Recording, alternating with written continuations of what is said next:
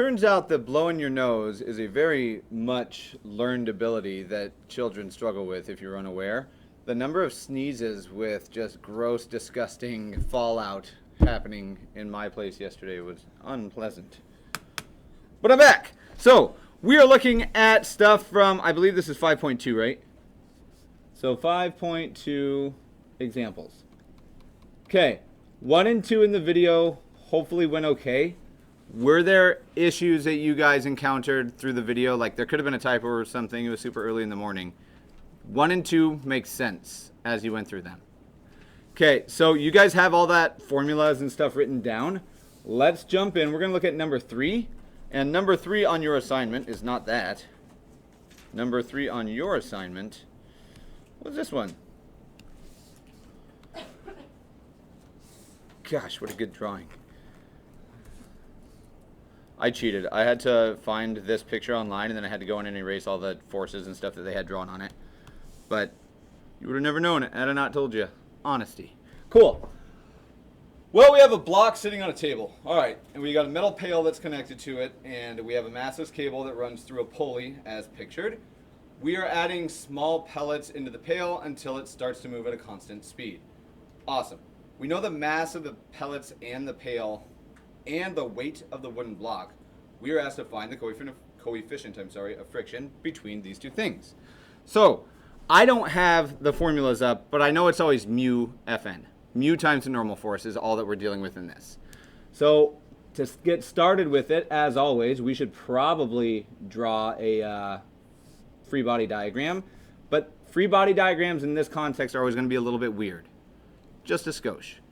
Because this is the block. If I look at the force of the pail, which I'm just going to call F sub P, just so you guys know, what direction does it go? Say it again. That's what I was hoping to hear, but that's not the one that I'm going to have to pay attention to. You're absolutely right that it does go downward, but there's something weird about it. If I let that bucket move downward, the force is applied to the block, right? What way will the block move? So it's a weird idea, but the force, all this pulley does, especially as a single, is it just changes the direction that we apply it. I would argue that realistically, this is the force of the pail. Even though, because I'm just looking at it right here, because that's all I care about, it's going to move the block to the right. What fights the block moving to the right? Okay, and we are moving at a constant velocity, I believe. Is this kinetic friction or is this static friction? This is going to be force of friction that is kinetic. If you guys decide that F sub Fk gets ugly, I don't have a huge issue if you just call it K. Something to let me know it's kinetic. I'm okay with it. All right. Are there any other forces that one should worry about in a problem like this? So I heard both answers. Gravity and the normal force. They're really the same thing, right? It's just opposite directions. Do I truly need gravity? Does F sub G show up directly anywhere in your problems that we're working?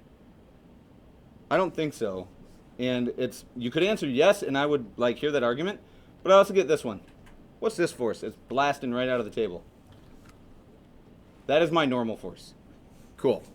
This is the free body diagram for this, with the understanding that if we wanted to, and it might help, if we want to use also the picture to make sense of this, we can. This force right here is the force of gravity that's acting on the pail, and that's why one would answer down. Totally get it. The friction is caused this direction from the table, and then there's our normal force. Notice it's the same thing. Cool. As with every problem we ever do, I want to know, what do you know about this problem?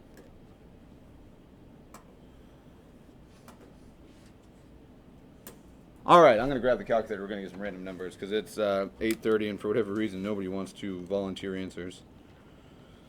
I'll be number 13. Cool. Hey, number 10. The mass of the pail is 22. Bless you. Love it. We have the mass of the pail, and I'm going to put P for pail just in case. I don't think that we have another mass given, but that's all right. There's a tricky one here. I think I know the normal force. Right off the bat, I know the normal force without doing any sort of calculation. How and why? 25, well, I need to bring a, you guys remember on the very first day when I met you guys for the very first time and I broke my hourglass that I used to use every single day? I'm going to remember to grab hourglasses. I have a bunch of them. Cool. 20 seconds, talk with your neighbor. I already know the normal force, how and why. If the weight is 12, and they don't specify it's negative, but I would assume we're going to set it up as negative if we had to, I know then that the normal force, assuming that my block is not falling directly through this table, which I don't think is what's happening, is also what? 12 newtons. We don't have anything to do with that. We know the normal force right off the bat. Anything else that I know?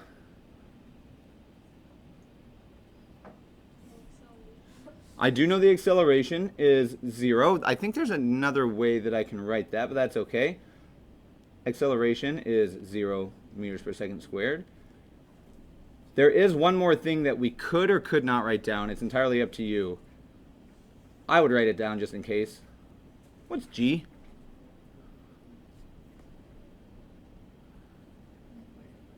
(9.8). So I heard 9.8 kilograms per newton and negative 9.8.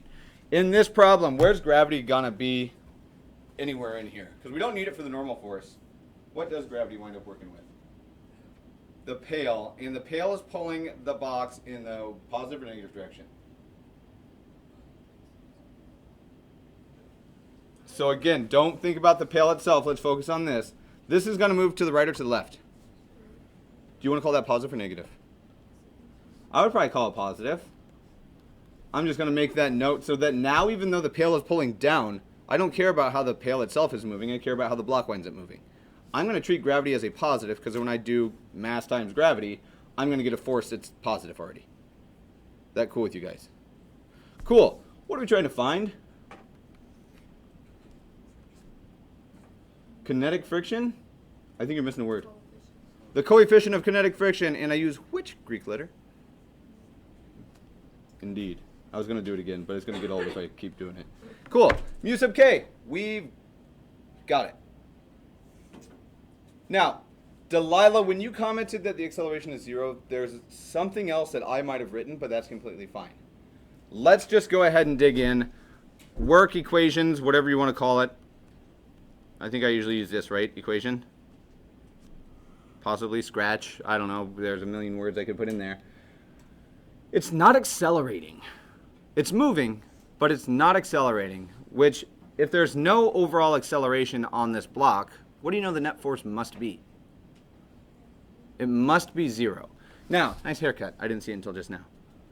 Did you get a haircut? Since when? If I didn't comment, nice haircut. Cool. I know the net force is going to wind up being 0 because there's no acceleration. Okay, we're going to use that to our advantage. But if we go a step further, what are the forces that are acting on the block? And this is where these problems can get kind of weird.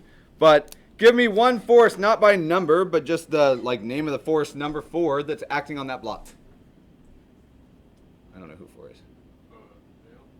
The force of the pail. Cool. And is that in the positive or negative direction? Okay, so I'll say, hey, it's the force of the pail. And then we typically write plus, yeah? But I'm going to hold off for just a second because there's another force that's acting on it. Number 4 again, coincidentally. Okay, this is where we have to make a decision. The second we commit to the pail or the box is moving in the positive direction, friction should be what sign? Instead of writing plus and negative, what are your thoughts on if we just switch to being committed to this? Minus the force of friction. Cool. Why is this 0 again? Because the acceleration is 0. If we wanted to, could we say, hey, the force of the pail, and I'm switching sides here, is exactly equal to the force of friction that is kinetic?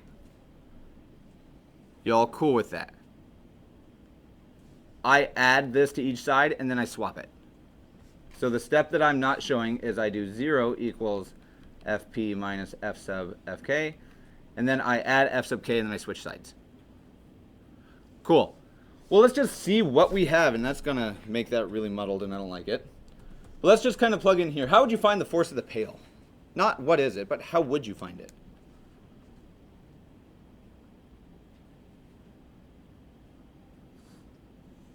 We're going to do another 20-second hourglass. Force of the pail, how do we find it? That's your question. Talk now. As long as I can hold my breath. And then I'm going to pant when I answer the question, apparently, but that's okay. All right, I could hold my breath longer, but I don't want to actually pant for the rest of the hour. Just the pail itself. Forget about friction. What's acting on it? And do we know its mass? Well, mg for my golly. I think we could just do this, right? mg? Anybody opposed to that? That's the force that's acting on the pail. Or the pail that's being transferred to the bucket via the rope. Cool. What about the force of friction? How on earth do we find that?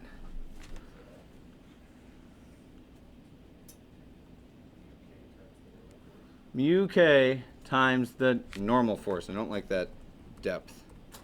Mu k times the normal force. Everybody cool here so far? All right, we about to get real wild. I want to solve for mu. What would you do to solve for mu number 1?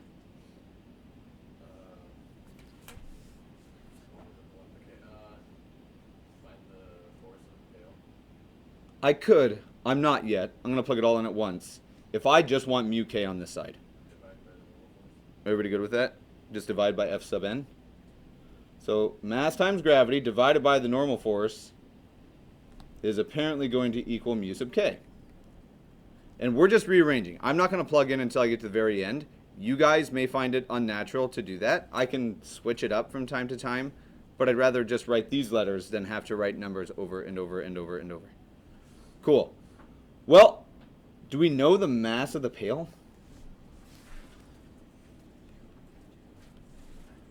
0.255 kilograms times, do we know gravity?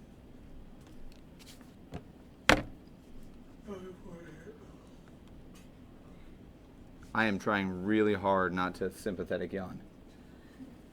Do we know the normal force? Okay.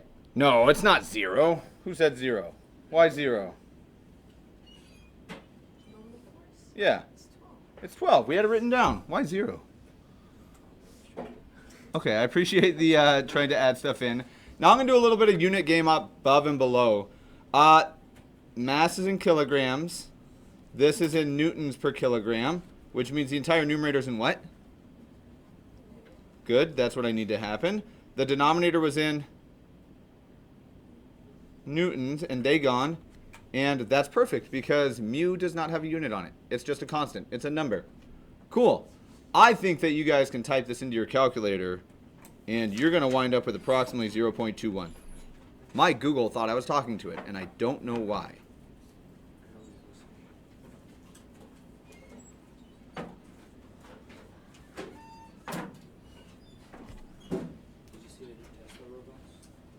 Yeah, one of my kids actually did a current event on it a couple weeks ago. I'm trying to find a calculator for you. I don't know where yours is, but it's here somewhere. I think so. What did you get?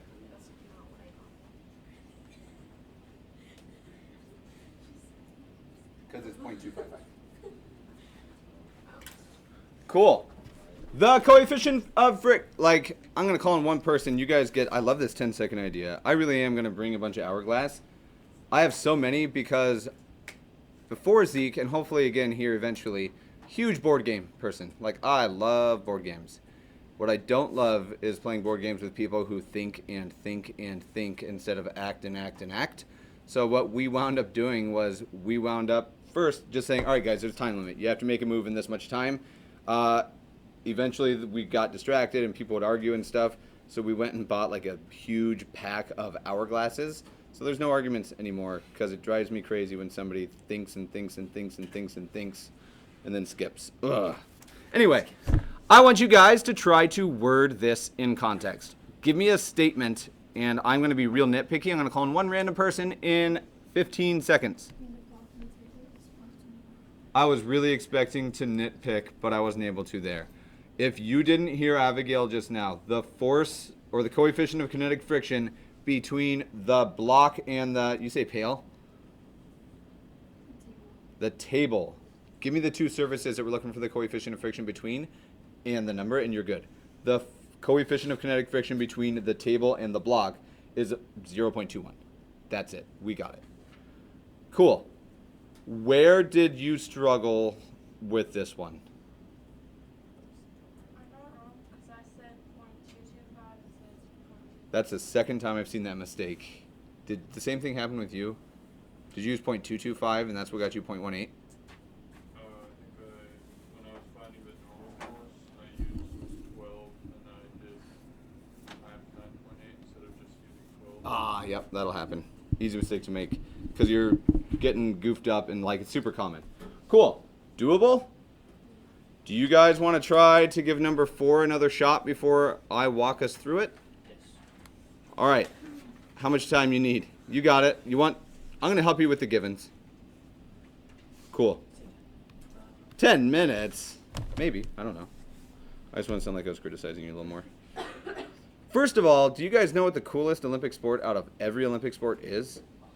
Okay, no.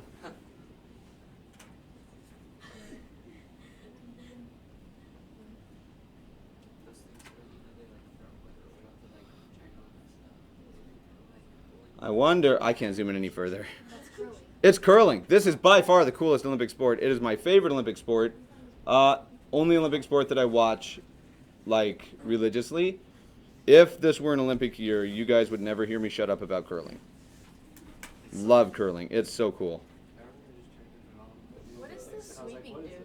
The sweeping changes the texture of the ice. Or, oh my gosh, it changes the coefficient of friction between the ice and the stones.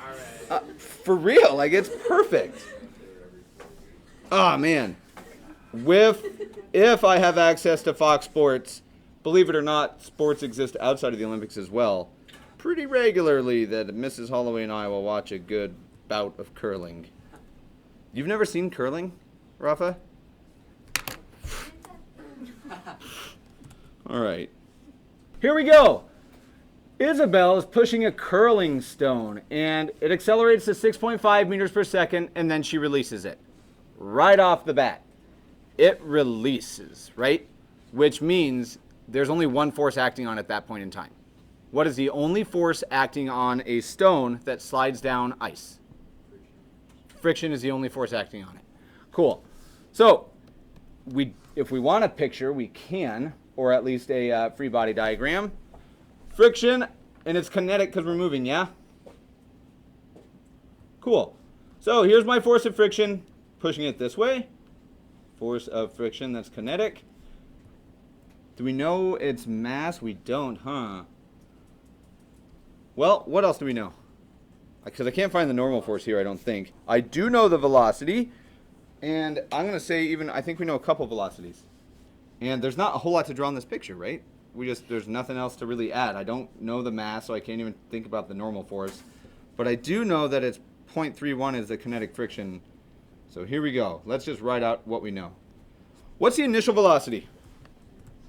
Careful. Why 0?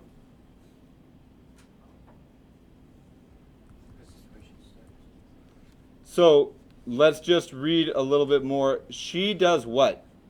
Off the bat. She pushes a stone so it accelerates, right? Until it gets to which speed? Eventually it stops, but hold on there first. We accelerate this before she releases it. If I am sliding down the ice at 6.5 meters per second, I let go, it doesn't just suddenly stop, right? It's going 6.5 meters per second. I know my initial velocity is 6.5 meters per second. What's the final velocity? Nick, time to shine? 0. Good. Because this is where you were focusing. You're on that stopping spot. All right. Is there anything else that I know? Louder. I know the coefficient of kinetic friction, mu sub k, is 0.31. Pretty textured ice, which is convenient if you have to run down the ice. Cool. What are we trying to find? So how would you write that? Delta x, I'm cool with that. Which if we're doing that, I may as well say, if you want, we could say x sub I is 0. But that just means that delta x is just x sub f. It's the same distance. I probably wouldn't bother writing that. Did that last comment I made click for you? If I go from 0 to 10, I could say that, hey, delta x is 10 minus 0. But is that the same as just saying it's 10? So let's just find delta x and not even worry about final and initial, because that's going to make it a little bit easier to deal with, I think. Cool. All right. Now, maybe we'll need something else here in a minute. Maybe we won't. That's what we're after. Cool. Let's find an equation.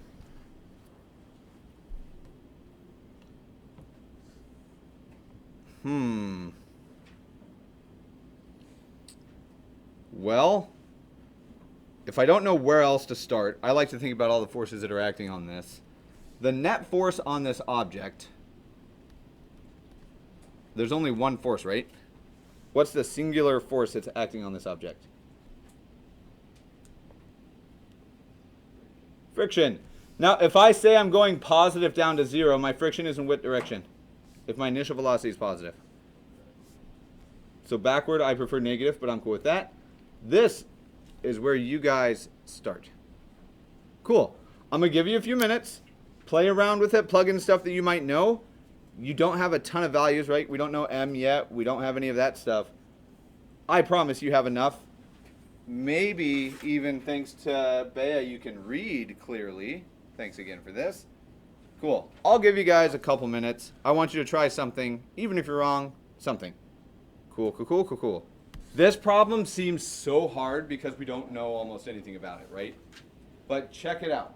There's a benefit to writing stuff in before we plug it in, and we're going to see it shine bright as possible here in just a second.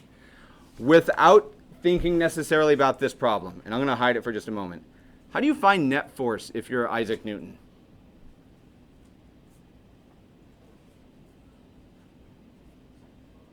The second law says that the force on an object is equal to what? Everybody recall at some point seeing mass times acceleration, that second law. So I don't know what it is, but apparently it's equal to negative this. Let's just try it out. I know it's the mass times the acceleration, which we don't know either of those things. So it feels like maybe we're walking down a dead end, but I don't think so. How about kinetic friction? How do you find that force? Mu sub k times the normal force. It seems like it's just getting worse, right? But it's not. This is going to work out so nicely. I'm going to rewrite this line. MA, that's still my net force, equals negative mu k times, gosh, how do you find the normal force? It's mass times gravity. And instead of writing a negative mg, if I just write mg here and then make that a positive, is that the same thing? And do you guys, so I'll write it out in 2 steps before I do it. This is mass times gravity, but if it's a normal force, it's the opposite of gravity, right? Which, if I move these negatives around, is it the same as just making this a positive? Okay, so I'll even keep it there. Now, one of the parts of this problem that made it seem just so undoable is right off the bat, we didn't know the mass of the stone. And they vary slightly, but like 45 pounds, they're heavy. Man, what could we possibly divide by on each side of this equation? Mickey, what's something that's the same on the right and the left side of this equation? Oh my mass. If we did this and we did this, we don't have any mass to deal with, and it winds up not mattering that we don't know it. It's okay. There's no issue with it. Right now, I'm confident that the acceleration is equal to mu sub k times g. Everybody on board? Do you know the acceleration right now? Do you know mu sub k? I think so. What's mu sub k? Hey, 0.31 for mu. What's gravity? 9.8. Hey, we just got the acceleration out of this deal. I don't have a calculator handy. I don't even know if I actually calculated it. I didn't. I just kept it as this.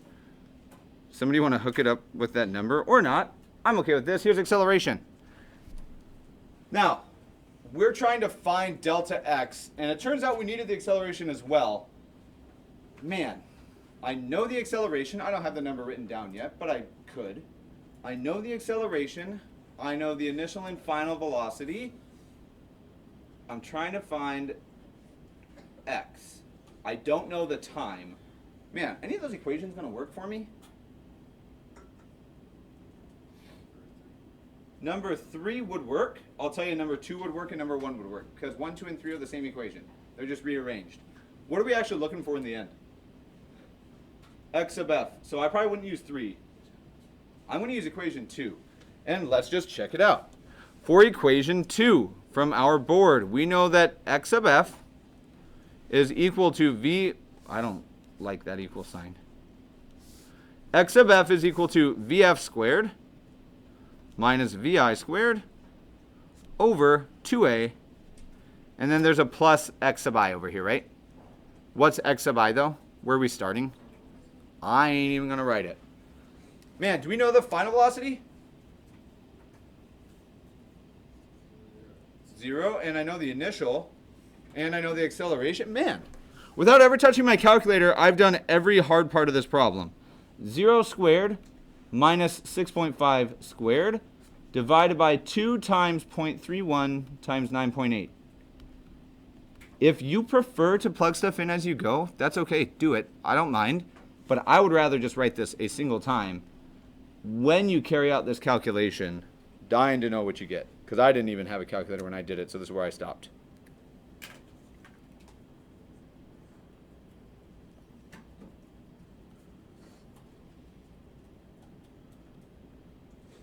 Shout it out loud and proud. We'll see if we get a second. 64.1? 18. And let's think here. I'm in meters per second, so we're going to be in meters here.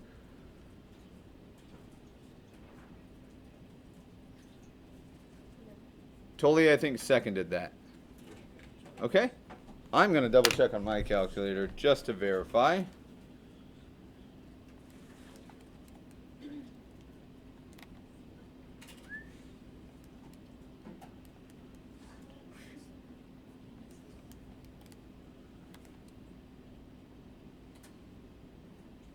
I think I got something different. I got 6.95. Before you change your screen, I want to look at it. Somebody, did you get 61? Ah, I love it. Do you mind if I show this?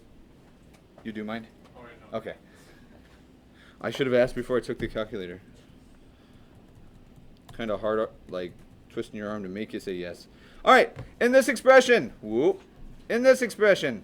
right, hold on. There's something I can do. Haha. Cool. What's being divided? I'm dividing by 2, and then after I divide by 2, I'm multiplying by those other numbers. If you want this to read correctly, you gotta put parentheses around the denominator. Otherwise, it's gonna take 36 divided by 2 is 18 plus that other thing. Cool. Add parentheses around your denominator, and we should wind up with the right answer. So, don't like it, but that's okay. I already lost what I got. I get 6.95.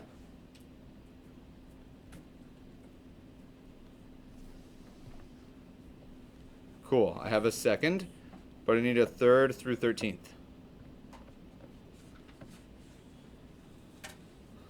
I'm just like more people to confirm. If you want to just blindly trust my number, I'll take it. It's not mine. Cool. Looking at this, I'm going to be completely honest with you though. This was originally a shuffleboard problem, but shuffleboard's lame compared to curling, so I changed it. I don't know exactly how long a curling rink or court is. We're going to Google it really quick to see if this problem actually makes sense. How long is a curling rink? What do you think? 50 feet. Why would you give me feet? That's ugly. Obviously. That's fair. How long is a curling rink? Why would they give me feet? All right. In meters. It's like 30 meters. 45 meters.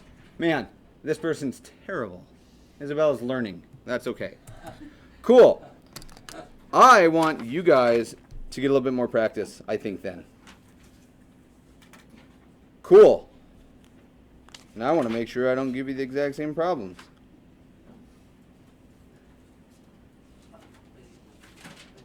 You guys get the privilege. I'm not collecting that because I did 4 of the 5 of them, just so you're aware.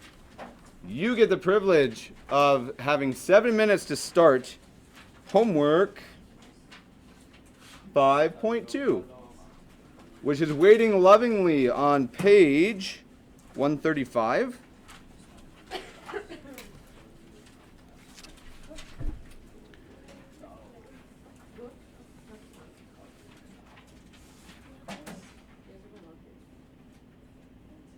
I want 27 through 32. 6 problems. Cool, cool, cool, cool, cool. All right, with this much time, I know that it's not a huge amount, but you guys will likely be able to get the first couple done. They're not crazy. I'll give you some time to work. Swizzy.